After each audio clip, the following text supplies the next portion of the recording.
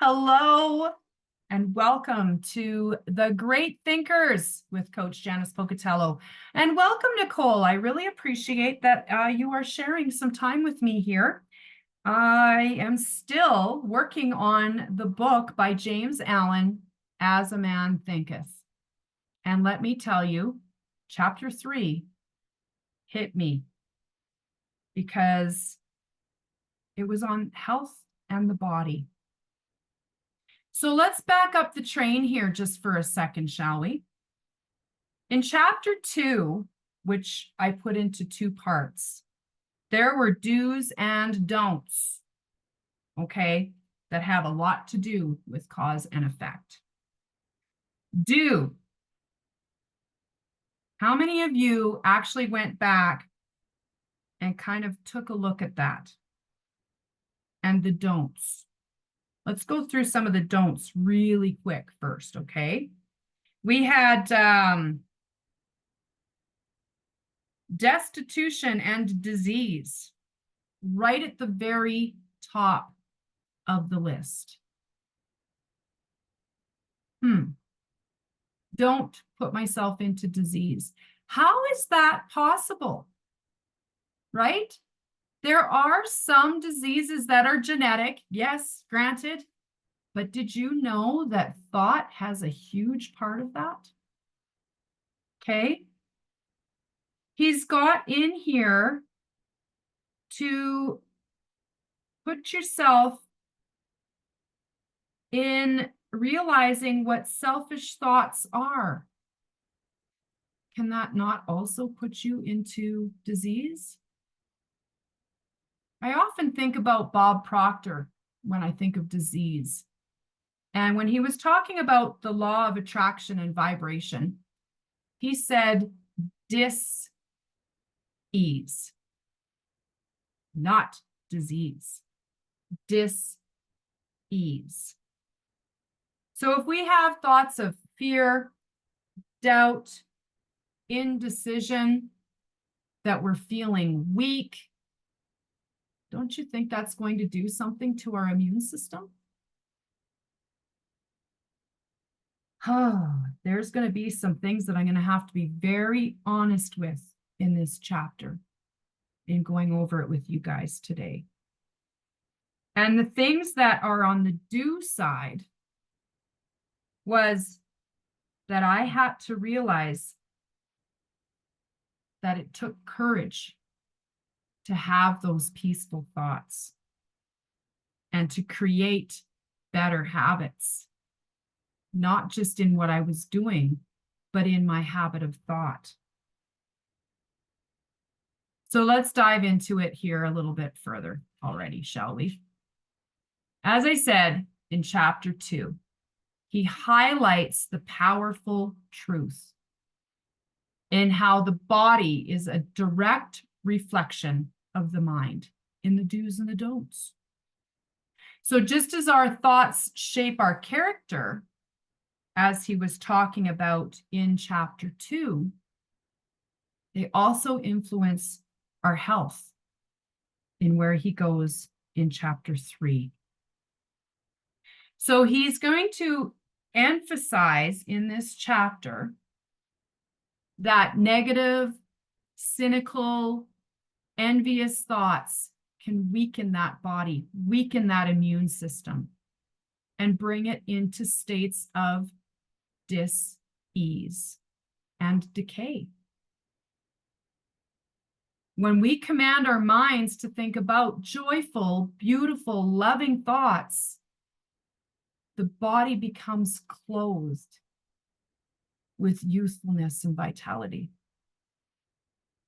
So because this is such a short chapter, I'm actually going to read a little bit more from it and just go deeper down into some of the thoughts that I expanded upon in my own studies.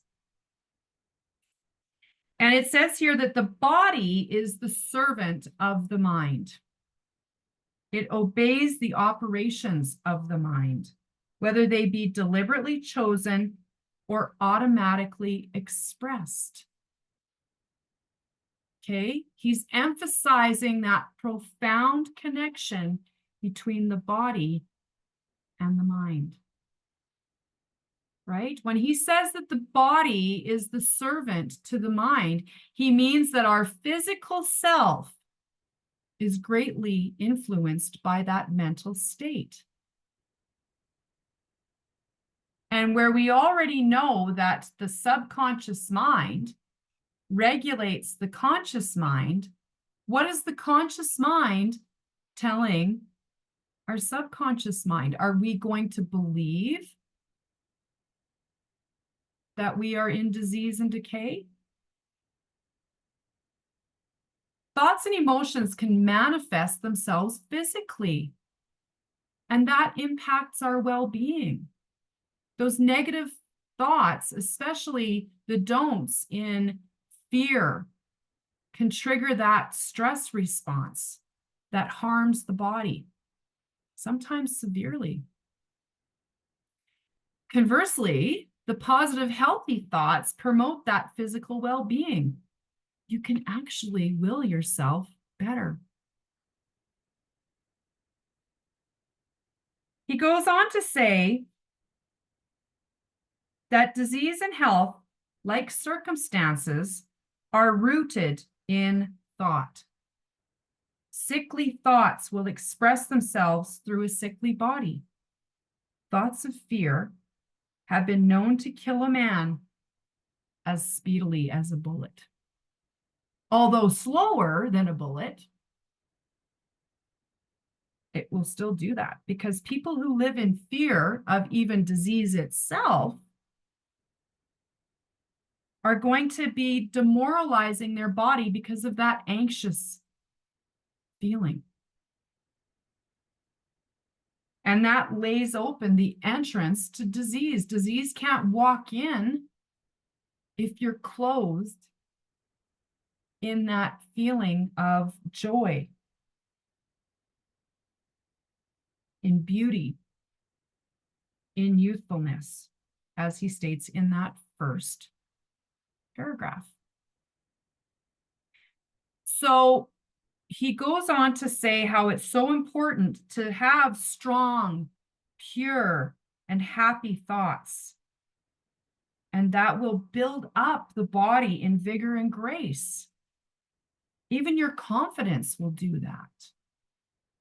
The body is delicate and a plastic instrument. When I saw plastic instrument, I was like, what the heck? I didn't get any plastic surgery. What are you talking about? But what he's meaning here is that plastic is malleable. The body is malleable. It's going to absorb all of that. Okay, so when he's talking about that, he's referring to it as being capable of being shaped by our thoughts and our emotions. It's not referring to the synthetic material of plastic. It's those thoughts. And he's suggesting that our physical health and condition are highly responsive to the quality of our thoughts. When you have strong, pure, and happy thoughts, it's going to positively shape your physical well-being and enhance that vitality and grace. He has it again where he does do a very spiritual aspect on this. And it caused me to remember Proverbs 17:22, where it says, "A joyful heart is good medicine, but a crushed spirit dries up the bones." And that aligns perfectly with the idea of having those cheerful thoughts and how that can actually heal the body. And negative ones can bring harm. I know that Melissa Snowden, Coach Melissa Snowden, reflects a lot on health and how it's so important for us to keep that in check and don't give it energy. If you are suffering from something in your physical body, Rearrange your thoughts. I have to work on that all the time because I have things that I battle with. But where am I putting myself in those thoughts?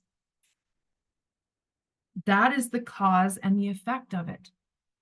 And it's the habits of thought that will produce their own effects, good or bad.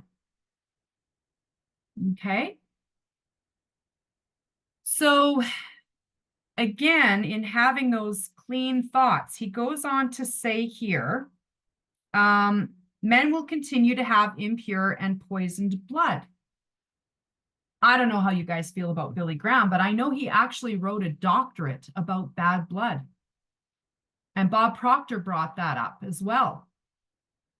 On if you poison your mind, you're going to poison your blood. And that propagates unclean thoughts and dis-ease in the body. So out of a clean heart comes a clean life and a clean body. Out of a defiled mind comes a defiled life and a corrupt body. Makes sense, doesn't it?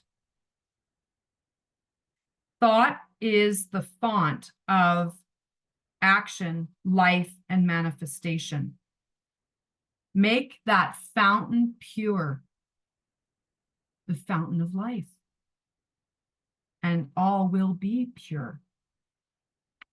Even the so-called saint who does not wash his body is not a saint. He who has strengthened and purified his thoughts does not need to consider the malevolent microbe.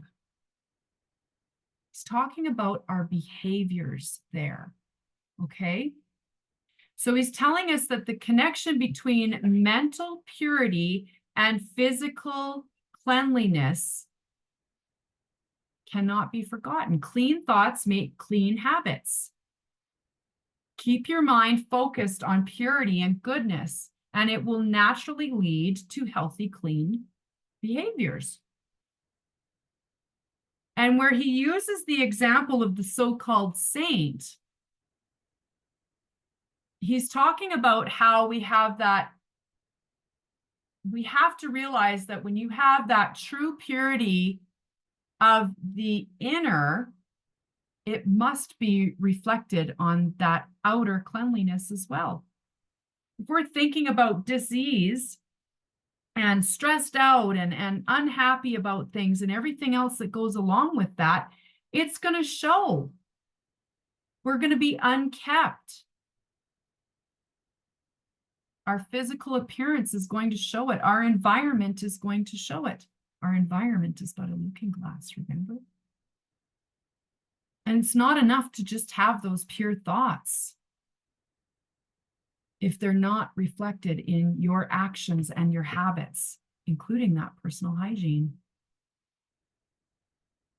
Further on, when he says that someone who has purified their thoughts, if they don't have the need to understand what that malevolent microbe is, basically he's just highlighting how the power of that healthy mind is in promoting that strong, resilient body, which is the microbe.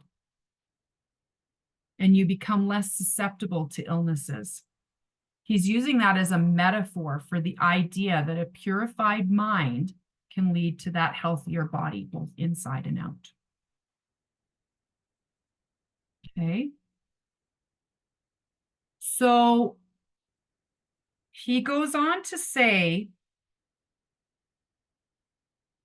that he knew a woman that was 96 years who was bright and had the innocent face of a girl. And he knew a man well under middle age whose face was drawn into inharmonious contours. I love how he uses words. You know that? The one was the result of somebody that had a sweet and sunny disposition, and the other was due to the outcome of discontent, of passion and discontent. So they were passionate, but in a discontented way. So he's illustrating how living a virtuous life will actually have a physical appearance as they age. He suggests that those who lived righteously, filled with positive, pure, and calm thoughts, age gracefully. Clearly.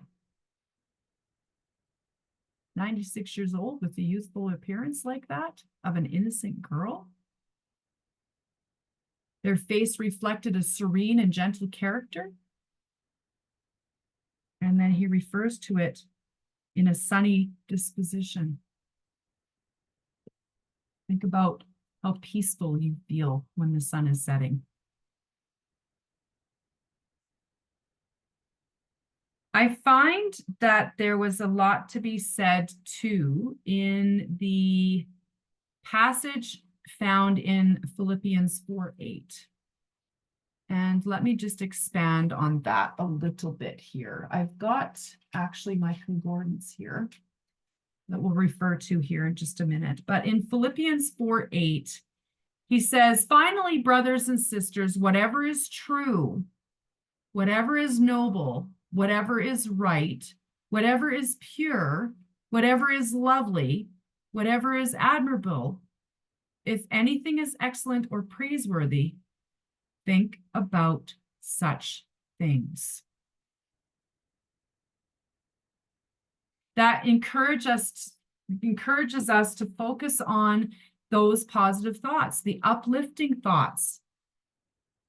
Because in the next segment here, where again, he expanded on how people that lived righteously, the age is calm, peaceful, softly mellowed, like the setting sun. Think of that feeling that you have. He also goes on to say how important it is to have that goodwill and cheerful thinking. So where the man, his face was drawn into inharmonious contours. What makes us inharmonious? Not having the goodwill of other men. We have to not be connected and have discontent for our fellow men either. If you're constantly judging others, you know, you're not going to age all that well, are you? Because you're constantly going to be in a matter of not being a peacemaker. So he goes further on to say that he recently saw a philosopher on his deathbed, and he was not old except in years. And he died sweetly and peacefully, the same as how he had lived. So in Matthew 5:9, and I actually expanded on this a little bit, it says, blessed are the peacemakers, again, going back to that goodwill, for they will be called children of God. And that speaks to the peace that comes from cultivating those thoughts of the goodwill and peace towards all creatures. And expanded from that, it says here that the peacemakers strive for harmony. Okay? That man with that scowl on his face is inharmonious. We have to have harmony in all areas of life as a reflection on the inner peace that source, universe, God, or whatever wants for all of his children, children being his energy. We are all that one collective under that. We were taught that peace only came from when we made peace with source. If you've got disease, have you made peace with it? That one hit me. Have I made peace? Am I living in harmony with things, or am I focusing on the suffrage of it? Am I still having goodwill towards others, even on days when I'm feeling like a bag of smashed apples? Just saying. It goes on to say here, and again, I'm reading in my concordance here, that the word moves beyond the idea of just having harmony, but it brings us in total well-being in the spiritual realm. Well, we're in the spiritual realm when we're in our subconscious mind. So where are you vibrating from? The conscious mind? Letting that control you? Or are you going to connect with intuition in being harmonious and imagining yourself being well? We have to make that reconciliation. He says here that peacemakers want more than the end of conflict.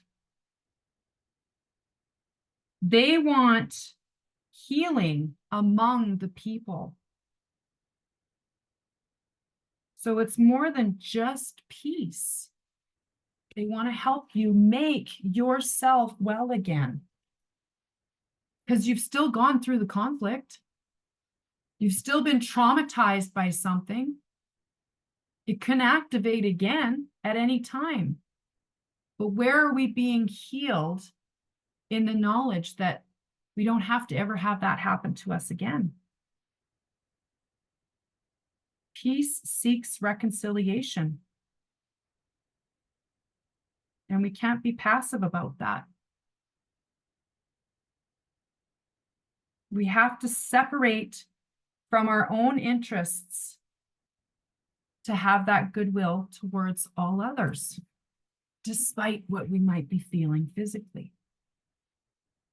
He goes on here to say, and this is where I really want to lean in a little bit more as we close up. There is no physician like cheerful thought for dissipating the ills of the body. Laughter's the best medicine. There's no comfort to compare with the goodwill for dispersing the shadows of grief and sorrow.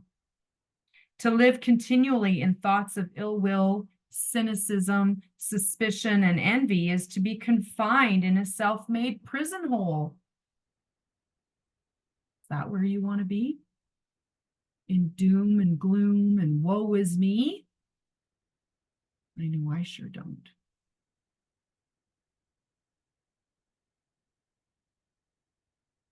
He goes on to finish here. Think well of all, to be cheerful with all, to patiently learn to find the goodwill in all. Such unselfish thoughts are the very portals of heaven. That's how you get more connected with intuition and source and feed that subconscious on those good thoughts. Dwell in it day by day in the thoughts of peace towards every creature and bring abounding peace. In turn, it will bring to its possessor. So basically, he's saying that a lot of our sicknesses are brought on by ourselves. Colossians 3:12 through 14, he says, therefore, as God's chosen people, holy and dearly loved.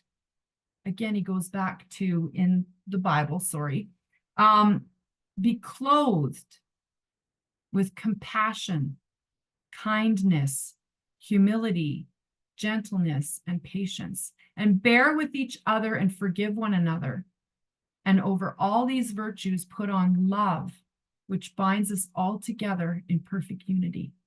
Again, going back to that harmony. Be in harmony with yourself. Be in harmony with source.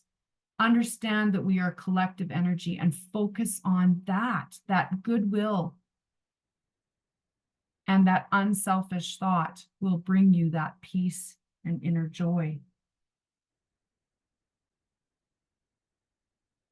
So how do we do that?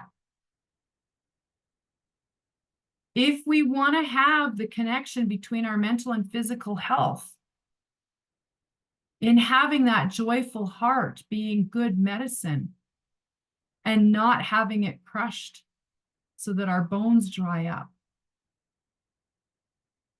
We have to make sure that negativity doesn't take root, because it will literally drain our physical health.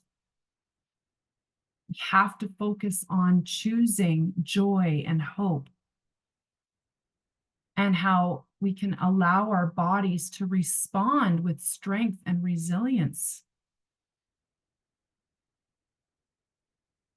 Okay, to emphasize that power of our thoughts on the body, we have to consider modern science even.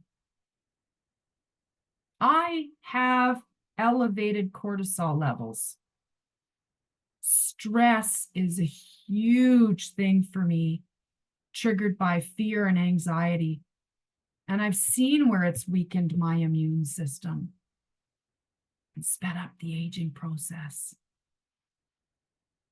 But being here in this work, especially, and reading chapters like this from guys way back when that had it figured out pretty good, I can see that positivity and laughter releases those endorphins that help me feel better and keep my body youthful.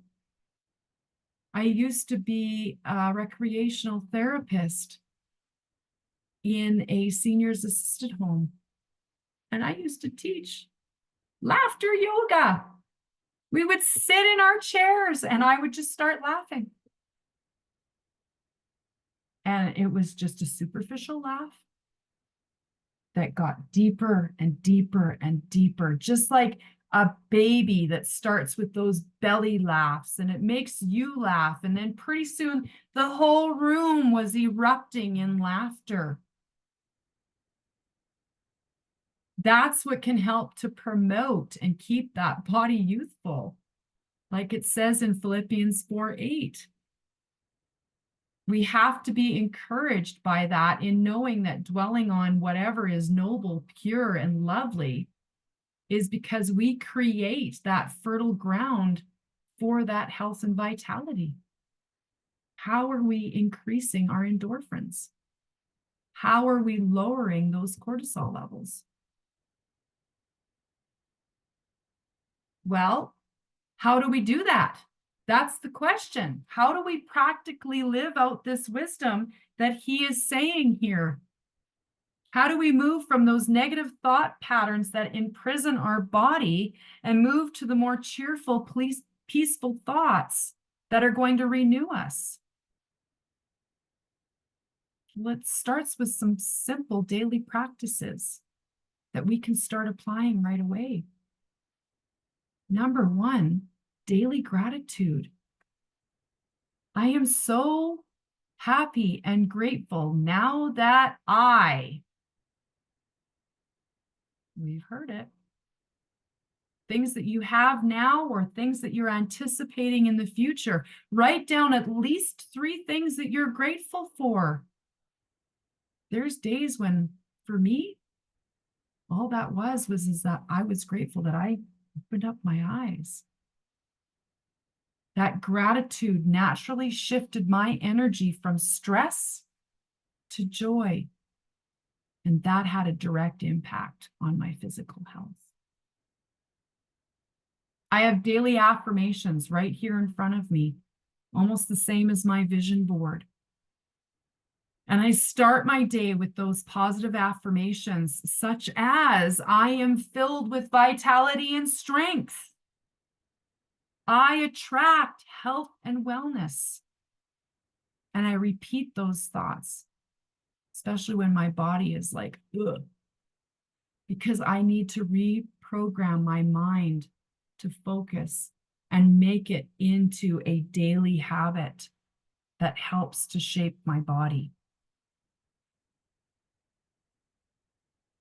I am working on my mindfulness and my meditations because I am not a natural meditator, but I am incorporating mindfulness and meditation into my routine so that I can calm my mind and reduce that stress and control my cortisol levels to reduce the potential for what illness might be.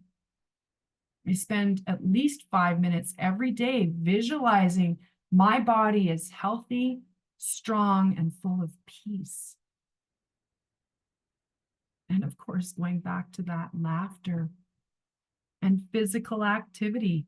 Even from a chair, you can have physical activity when you set yourself into a belly laugh.